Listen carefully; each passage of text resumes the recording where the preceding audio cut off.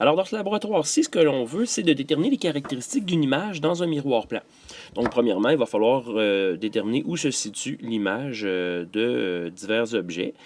Donc pour ce faire, je vais utiliser en fait une plaque d'acrylique là, qui va jouer le rôle de miroir, mais comme c'est transparent, je vais aussi pouvoir voir à travers ma surface réfléchissante.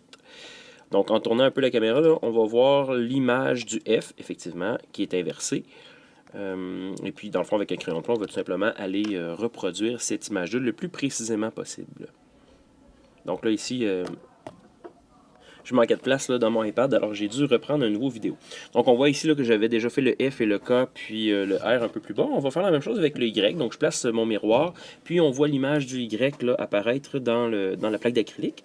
Je prends un crayon de plomb, puis tout simplement, je vais aller retracer l'image du Y là, que je peux voir.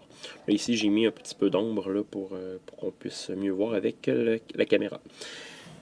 Ensuite de ça, une fois qu'on va avoir tracé le Y là, le plus précisément possible, c'est possible des fois qu'on voit comme deux Y apparaître là, pour chacune des surfaces là, du miroir, ça peut arriver.